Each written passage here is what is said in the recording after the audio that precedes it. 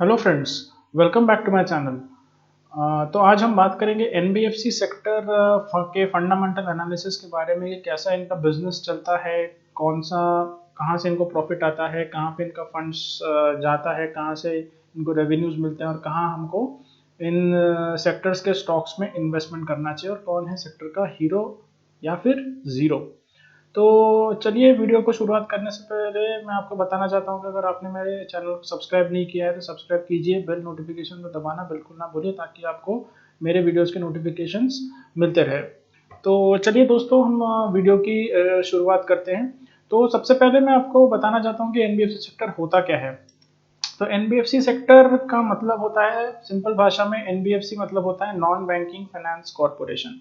अब non banking finance corporation ये banks होते हैं जो बैंक्स का तो दर्जा इनको मिला नहीं होता है, बट ये फाइनेंस कर सकते हैं, लेंडिंग कर सकते हैं अपने कस्टमर्स को। तो ये कहीं से बैंक से या फिर दूसरे फाइनेंशियल इंस्टीट्यूशन से पैसा रेज करते हैं, देन वो कस्टमर्स को आगे लेंड करते हैं या फिर उधार देते हैं डिफरेंट डिफरेंट पर्पजेस के लिए। तो इनको सबसे पहले मैं बताना चाहता हूँ कि एनबीएफसी का बिजनेस जो है वो थोड़ा हाई बीटा बिजनेस है। हाई बीटा का मतलब क्या होता है, मैं स्टॉक मार्केट के इससे बात कर रहा हूँ कि हाई बीटा मतलब कंपनी जब चलती है तो बहुत, मतलब अगर बढ़ती भी है तो बहुत तेजी से बढ़ती है इन कंपैरिजन टू इंडेक्स, और जब गिरती है तो भी बहुत तेजी से गिरती है इन कंपैरिजन टू इंडेक्स। तो ये थोड़ा हाई वोलेटाइल सेक्टर माना जाता है। अब बात करते हैं इनका बिजनेस कैसे चलता है। अब देखिए, जैसे कोई एक एनबीएफसी है, उसका एक प्रमोटर है। अब वो क्या करता है कि प्रमोटर ने बिजनेस स्टार्ट करना है तो वो क्या करेगा, ऑब्वियसली फंड्स लाएगा। अब उसको सम सोचिए, उसने समझ लीजिए फॉर एग्जांपल 100 करोड़ का फंड्स इन्फ्यूज किया बिजनेस में, डाला उसने बिजनेस में स्टार्ट करने के लिए कोई एक एनबीएफसी। अब 100 करोड़ से उसका धंधा तो चलने नहीं वाला। अब वो क्या करेगा, वो करेगा पैसा रेज, वो पैसा मार्केट से उठाएगा। अब वो मार्केट से पैसा कैसे उठाएगा, एक ऑप्शन है। मोस्टली आपको पता है कि ये एनबीएफसीज मोस्टली एनसीडीज इशू करती है। एनसीडीज का मतलब होता है नॉन कन्वर्टिबल डिबेंचर्स।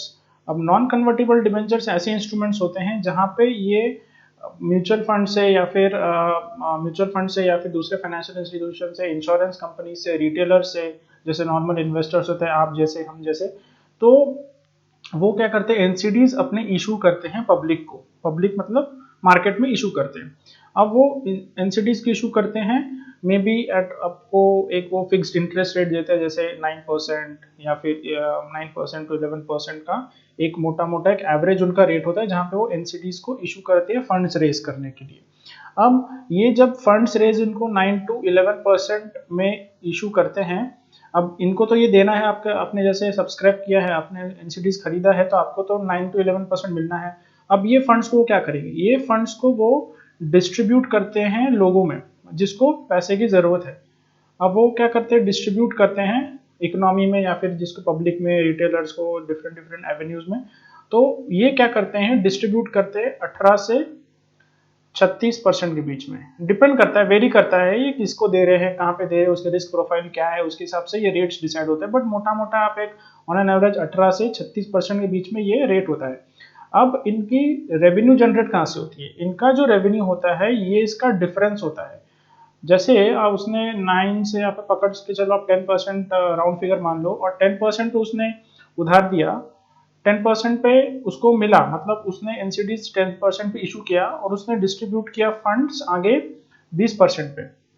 तो उसका ये जो बीच का जो इनकम है, बीच का जो डिफरेंस है 10% का, ये उसका इनकम है, ये उसका इनकम है। 10% इज हिज रेवेन्यू। अब ये रेवेन्यूज जो है, अभी दिक्कत यहाँ पे ये आ रही है कि जो लिक्विडिटी का प्रॉब्लम है, क्योंकि ये बिजनेस चलता है लिक्विडिटी पे। अगर इकोनॉमी में अच्छी लिक्विडिटी है, मार्केट में अच्छी लिक्विडिटी है, इनको पैसा मिलेगा। अब मार्केट में अगर लिक्विडिटी नहीं रहेगी, अगर कोई इसको पैसा देने को तैयार ही नहीं रहेगा या फिर इससे कोई एनसीडीज खरीदने को तैयार ही नहीं रहेगा, तो उसके पास फंड्स आएगा किधर से। तो ये क्या करते थे, पहले बैंक्स और पब्लिक से फंड्स रेज करते, जो मैंने आपको बताया कि एनसीडीज इशू करके। अब क्या हुआ है कि फंड्स जो इसने इशू किया था, इनको डिस्ट्रीब्यूशन जहां पे हुआ था, अब डिस्ट्रीब्यूशन के फ्रंट पे इनको प्रॉब्लम आ रहा है। क्यों प्रॉब्लम आ रहा है, क्योंकि इसने जितने भी एनबीएफसीज थे, उन्होंने माइक्रो फाइनेंस बोल सकते हो आप, या फिर जो कंज्यूमर फेसिंग एनबीएफसीज है, उन्होंने पैसा कहाँ पे, रिटेलर्स को दिया हुआ था मार्केट में। अब वहाँ पे रिकवरी की प्रॉब्लम हो रही है। रिकवरी की दिक्कत इसलिए हो रही है क्योंकि उनको पैसा तो रिकवर करना है।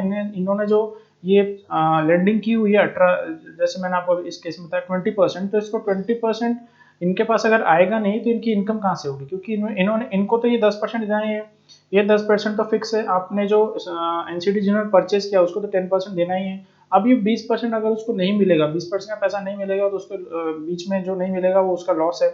तो रिकवरी नहीं होने के कारण इनकी जो लॉस के चांसेस है, नेट प्रॉफिट घटते हुए आपको नजर आएंगे, लॉस आपको बढ़ते हुए नजर आएंगे, क्योंकि इनके नेट प्रॉफिट आपको घटते हुए नजर आएंगे, क्योंकि रिकवरी नहीं हो पा रही है। तो ये दिक्कत इनके बिजनेस में भी आ रही है, लिक्विडिटी प्रॉब्लम।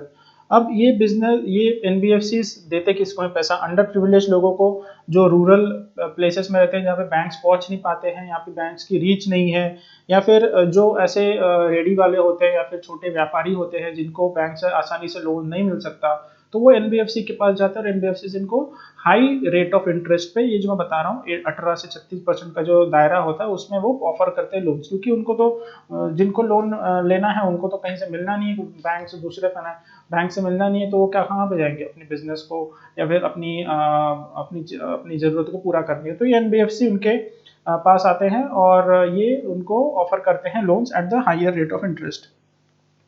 बट अभी क्या हुआ, कोविड की वजह से जो लॉकडाउन है यहाँ पे बहुत बिजनेस ठंडे पड़ गए, बहुत लोगों के पास नौकरियां चली गई अनफॉर्चुनेटली। तो ऐसे केसेस में अब वहाँ पे उनके पास नौकरी है नहीं, अब उनके पास उनका बिजनेस चल नहीं रहा है, तो वो लोन जो उन्होंने लिया वो वापस करेंगे कहाँ से? तो यहाँ पे जनरेट होती है एसेट साइड प्रॉब्लम। अब ये बिजनेस ऐसा है कि इसमें अगर एसेट साइड प्रॉब्लम है, मतलब इनके पास पैसा जो उन्होंने उधार दिया वो आ ही नहीं रहा है, तो यहाँ पे एसेट साइड में उनके जो बैलेंस शीट में एसेट साइड जो होता है वहां पे दिक्कत स्टार्ट होना शुरू हो गई है। अब बैंक फाइनेंसिंग इनके पास उन्हीं को मिलती है, मतलब एनबीएफसी उन्हीं बैंक्स को पैसा मिलता है बैंक से जिनकी क्रेडिट रेटिंग अच्छी हो। क्रेडिट रेटिंग अगर इनकी अच्छी हो, मतलब उनका पिछला रिकॉर्ड अच्छा है कि इन्होंने समय पे पैसा वापस किया है, इन्होंने सारे रूल्स फॉलो किए, तो उनकी क्रेडिट रेटिंग अच्छी होती है। अब इनकी क्रेडिट रेटिंग अगर अच्छी नहीं होगी तो उनको पैसा भी नहीं मिलेगा, अगर मिलेगा भी तो हाई रेट ऑफ इंटरेस्ट पे मिलेगा। बट अभी दिक्कत ये है कि यहाँ इनका इनका लिक्विडिटी प्रॉब्लम स्टार्ट हो चुका है एनबीएफसी का, जो छोटे एनबीएफसी हैं या फिर जिनका मार्केट शेयर उतना बड़ा नहीं है, तो उनके पास क्रेडिट रेटिंग उनकी खराब हो सकती है और उनको आगे फ्यूचर में फंड्स मिलने प्रॉब्लम हो सकते हैं, या फिर मिलेंगे भी तो हाई रेट ऑफ इंटरेस्ट में मिलेंगे। अब ऐसे एनबीएफसी जो है उन्होंने जो एनसीडी इशू करते हैं वो अपने म्यूचुअल फंड, क्योंकि इसमें म्यूचुअल फंड वाले भी पैसा लगाते हैं। अब ये जो मैंने आपको बताया कि 9 से 10% में आप ऑफर करते हैं रेट ऑफ इंटरेस्ट, एनसीडी जब इशू करते हो एनसीडी को म्यूचुअल फंड भी परचेस करते हैं। अब म्यूचुअल फंड है, इंश्योरेंस कंपनी से बैंक्स भी परचेस करते हैं। अब इनके लिए प्रॉब्लम्स इनकी 2-3 तरीके की प्रॉब्लम ऐसा होता है। एक तो प्रॉब्लम है आपका एसेट साइड प्रॉब्लम, जहाँ पे इनका पैसा रिकवर नहीं हो रहा है। तो प्रॉब्लम एक है कि इनके रिडेम्पशंस प्रेशर आ रहे हैं, मतलब जिन्होंने पैसा लगा के रखा हुआ है, जैसे कोई एक म्यूचुअल फंड ने पैसा लगा के रखा हुआ है, तो रिडेम्पशन वो बोल रहे हैं हमको हमारा पैसा वापस दो। अब क्योंकि उन्होंने भी कहीं से पैसा रेस किया होगा म्यूचुअल फंड ने या फिर दूसरे इंस्टीट्यूशन ने जिन्होंने इनके पास पैसा लगा हुआ है, तो एक ये साइकिल है। अगर उनके पास से रिडेम्पशन प्रेशर आएगा तो ऑब्वियसली एनबीएफसी के पास पैसा नहीं है, क्योंकि उनकी रिकवरी नहीं हो पा रही है, तो उनको पैसा मिलेगा कहाँ से? अब तो इनको ये जो डिस्ट्रीब्यूट करना है 9 से 11% का, तो ये इसकी दिक्कत आ जाती है, क्योंकि इनको तो पैसा अपना पैसा चाहिए, इनको तो जिन्होंने खरीदा हुआ इनको तो अपना रिटर्न चाहिए। तो ये क्या बोलते हैं कि हमको पैसा वापस दे दो, अब इनके पास है नहीं, तो ये एक दिक्कत है।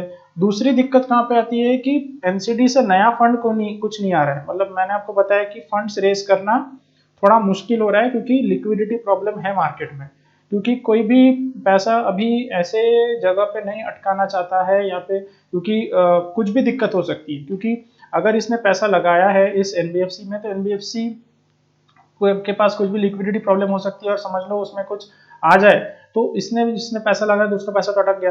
तो न्यू फंड्स अभी लोग रेस करना इनके लिए प्रॉब्लम हो गया है, क्योंकि इनके पास इनफ्लो नहीं है, कहीं से इन्वेस्टमेंट आ नहीं रहा है, और बैंक से फाइनेंसिंग अवेलेबल है नहीं, नो फाइनेंस फ्रॉम बैंक्स। तो ये भी है कि जो भी इनकी क्रेडिट रेटिंग खराब हो गई है, या फिर इनके पास जो भी एवेन्यूज थे पहले वो ड्राई अप हो चुके हैं, तो बैंक से फाइनेंस नहीं मिल रहा है इनको। तो ये बहुत सारी दिक्कतें इस सेक्टर में आएगी और अभी आ रही है फिलहाल।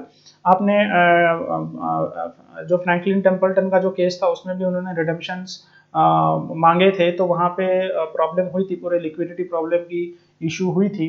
तो उस केस में ये एनबीएफसी सेक्टर को तब प्रॉब्लम फेस करना पड़ा था। अब एनबीएफसी सेक्टर लोन्स कहाँ कहाँ पे देते हैं, आप हाउसिंग लोन्स देते हैं, ये पर्सनल लोन्स देते हैं, जो किसी को अगर पर्सनल कुछ काम के लिए चाहिए तो पर्सनल लोन्स देते हैं, ऑटो लोन्स देते हैं।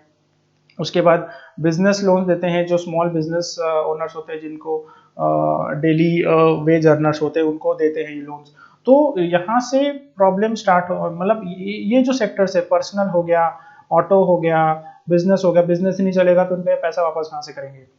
ऑटो अगर उसका धंधा, उसके पास नौकरी नहीं है तो कहाँ से वो ऑटो लोन अपने वापस करेगा। तो यहाँ पे प्रॉब्लम स्टार्ट होती मुझे दिख रही है, और आगे भी हो सकती है जब तक ये सिचुएशन, इकोनॉमी की सिचुएशन ठीक तरीके से सुधरती नहीं है। तो अब अगर कुछ कुछ मतलब ये मैं तो आपको चार कैटेगरीज बता जहाँ पैसा डिस्ट्रीब्यूट होता है, इसमें से अगर दो भी या फिर तीन भी अगर डिफॉल्ट हो, मतलब मैं नहीं बोल रहा हूँ सारे डिफॉल्ट करेंगे, बट अगर थोड़े बहुत भी अगर डिफॉल्ट हो गए तो इनका जो प्रॉफिट है वो बहुत कम होता हुआ नजर आएगा। इनके जो बुक्स में आपके प्रॉफिट बहुत कम होते हुए नजर आएंगे। तो यहाँ पे क्या होगा, इनके वैल्यूएशन से फर्क पड़ेगा, इनके प्रॉफिट्स कम होंगे, तो इनको फ्यूचर में फंड्स रेज करने में दिक्कत होगी, क्योंकि ये अगर पैसा वापस नहीं करेंगे टाइम पे तो इन क्रेडिट रेटिंग खराब होने के चांसेस बहुत ज़्यादा हैं। तो इनकी लिक्विडिटी प्रॉब्लम आई है मार्केट में, ये आप बात को मना नहीं कर सकते, इनकी लिक्विडिटी प्रॉब्लम है। तो अब लिक्विडिटी प्रॉब्लम क्यों आ रही है, क्योंकि इनको पता नहीं कि फंड्स मिलेंगे नहीं मिलेंगे फ्यूचर में, फंड्स मिलेंगे या नहीं मिलेंगे।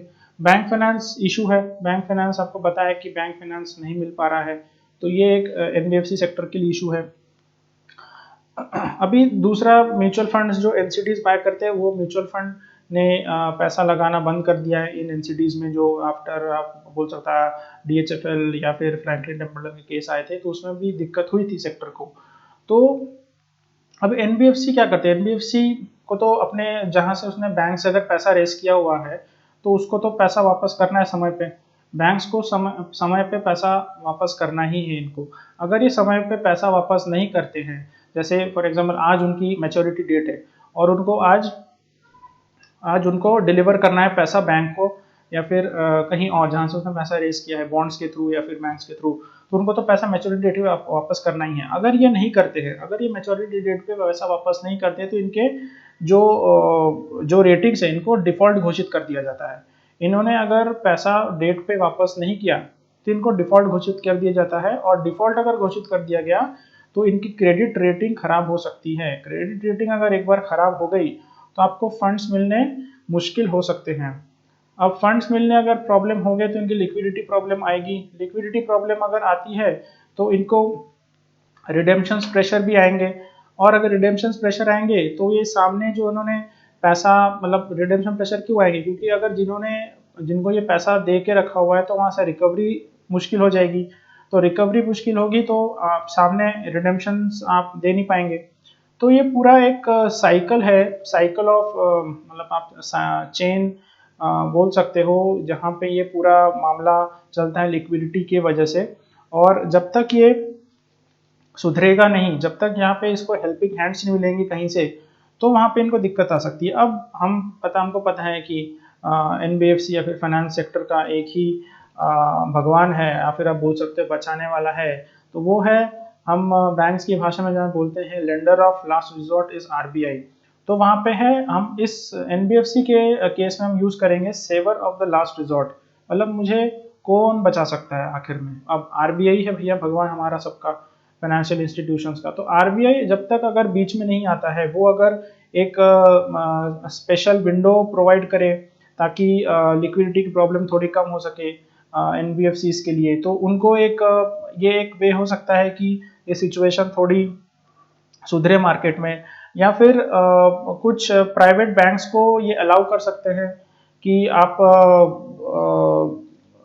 एनबीएफसीज को हेल्प कीजिए, कुछ एनबीएफसीज की लिक्विडिटी प्रॉब्लम्स को हेल्प कीजिए, उनको एनसीडीज खरीद के, या फिर उनके दूसरे कुछ अगर आरबीआई अगर कुछ दूसरे रास्ते सुझाता है तो वो प्राइवेट बैंक्स को बोल सकते हैं कि भैया आप इनको थोड़ा मदद कर दीजिए, तो हमारी जो एनबीएफसी की प्रॉब्लम सुधर सकती है।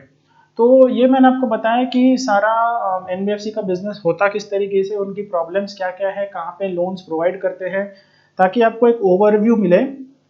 अब मैं आपके एक नेक्स्ट वीडियो बनाऊंगा जिसमें मैं आपके साथ एनबीएफसी सेक्टर के कुछ स्टॉक्स के बारे में बात करूंगा जो कि इस सेक्टर के लीडर्स है और जो भी प्लेयर्स है उनके कहाँ पे क्या वैल्यूएशन है, आपसे बात करूंगा। अगर आपको मेरे वीडियोस थोड़ी लंबी होती है मुझे पता है, बट मेरी वीडियोस थोड़ी इन्फॉर्मेटिव भी होती है और थोड़ी डिटेल एनालिसिस करने की कोशिश करता हूँ ताकि आपको पूरी इन्फॉर्मेशन मिल सके। तो चलिए मैं वीडियो यहाँ पे यही एंड करता हूँ। अगर आपको वीडियो मेरा पसंद आए तो लाइक करके एनकरेज कीजिए, सब्सक्राइब कीजिए, बेल नोटिफिकेशन को दबाना बिल्कुल ना भूलिए और दूसरों के साथ शेयर भी कीजिए। चलिए मिलते हैं अगले वीडियो में। Thank you very much for watching my video.